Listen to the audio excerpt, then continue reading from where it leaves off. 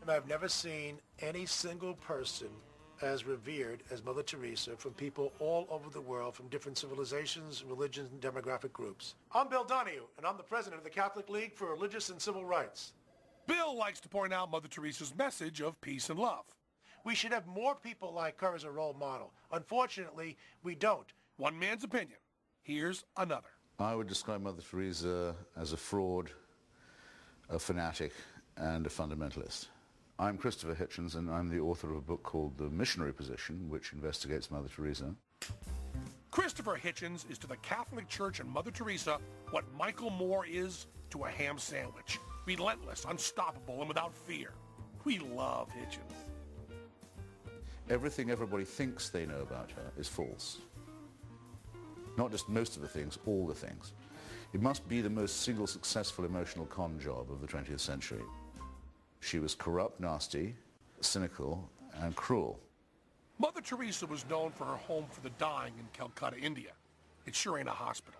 There are no doctors saving lives. This is just a place for victims to suffer and die by the rules of the Catholic Church. You went to Calcutta, you had a 50% chance of running into her, maybe. Much more likely you'd find her with Nancy Reagan or Princess Diana, off in some foreign capital, beating the bushes and posing for pictures, or even worse than that, with real crooks and exploiters and robbers of the poor, such as the Duvalier family in Haiti. Wait, not the same Duvalier family that raped and pillaged the Haitian countryside, terrorizing everyone under their iron-fisted rule?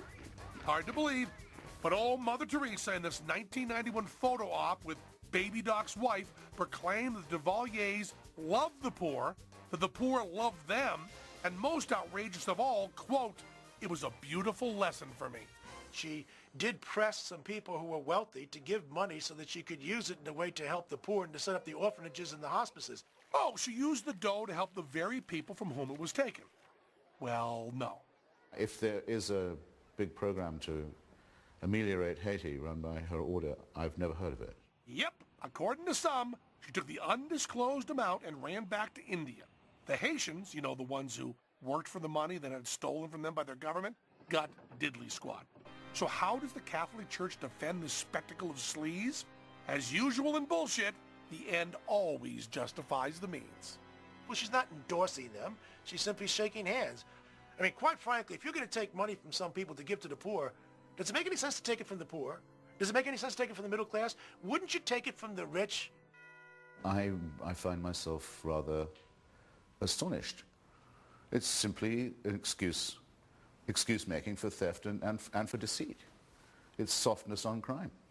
Mother T also accepted over $1 million from Charles Keating, whose junk bond debacle caused more than 21,000 old folks to lose their life savings.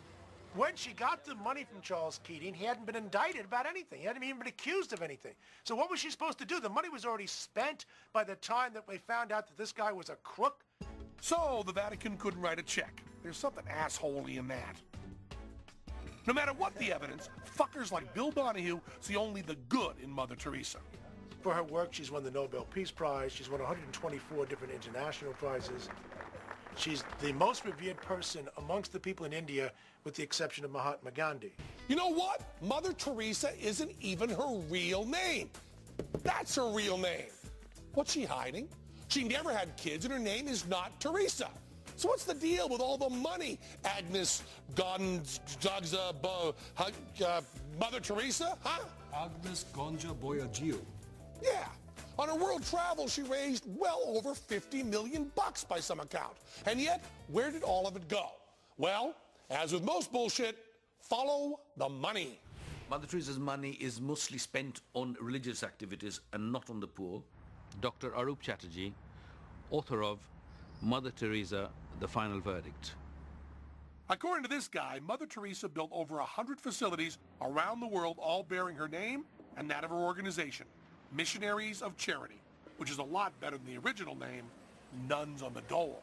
If you look at the breakdown of our organization throughout the world, you would find that half or slightly more than half are actually nunneries and brothers' homes. I don't think that's what people thought they were giving the money for, was the building of religious institutions to hire and train an order of completely obedient, uneducated nuns. I don't know what's creepier, that this was her real agenda, or that stooges like Catholic boy here admit it. Mother Teresa was not interested in having blue-chip hospices. She was interested in expanding them. Let's take a tour of her home for the dying in Calcutta. It won't be a happy stroll. This so-called home for the dying, which is her flagship home, is the grimmest place imaginable. Mother Teresa's order does not provide for proper beds in the home. They are little hammocks. There's a communal toilet that people have to defecate in presence of each other. They are not allowed visits from their friends or relatives. Very strange. They have to lie in the bed or sit in the bed consistently. She had the fucking coin and she pissed it away on nunneries? Okay, this is really pissing us off. Come on, let's check out her books and, see exactly how all of her money is spent. Missionaries of Charity is the only Indian charitable organization which do not publish its accounts for the public to obtain them. Much of our foreign money is kept in the Vatican Bank. Fucking quit! But these bullshit living conditions, that's not very Christ-like, or is it? We see Christ in the broken body, and we touch him, and that touch comes from the deep faith that Christ cannot deceive. It was her obsession with suffering and her obsession that people need to suffer in order to come close to Jesus. Obsession with suffering? What we need is an insider who can verify that, like a former nun or something. I'm Kelly Dunham. I'm an ex-nun on the run and a stand-up comic, and I'm hanging out here in front of this Catholic church. Seek and ye shall find. So, like most of you, I'm sure, I used to be a nun. I'm an ex-nun. Kelly's a stand-up comic in Philadelphia, but at one time she was called Sister Mercy and worked side by side with Mother Teresa in a convent in New York. What she saw surprised her. The biggest thing that I think that Mother Teresa should maybe be held accountable for is this cult of suffering that she's created. She definitely has a kind of harsh side. At the convent, Kelly was moved by the pain and misery of the residents, but angered by how she was instructed to deal with it. She was told to be like Mother Teresa. It was required for you to kind of subvert every human emotion. If one of the goals of the Missionaries of Charity is to really love people, you've essentially cut yourself off from loving people. That was a life Kelly didn't want. Hopefully this will cover my soul for talking shit about Mother Teresa. So she quit the church. Could never get them lit when I was a nun either. They're in the business of alleviating suffering, but I think that they believe a lot in suffering, and it's hard to do both at the same time. So what was it with Mother Teresa's suffering kink? Is that how she got off? Mother Teresa wanted people to live in impoverished conditions so she could identify with the poor whom she's serving. Whoa, let's play that back. Did he just say what I think he said? Oh, absolutely. Mother Teresa wanted people to live in impoverished conditions so she could identify with the poor whom she's serving. They had to suffer so Mother fucking Teresa could be enlightened?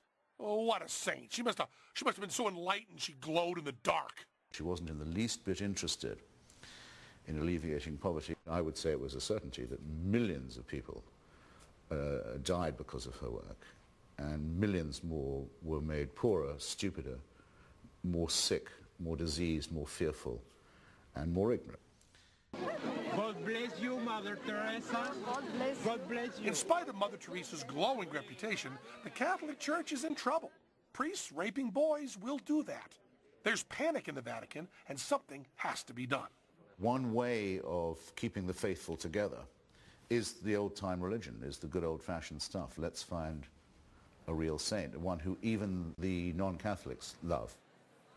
Vatican rules say that Mother Teresa hasn't been dead long enough to be a saint.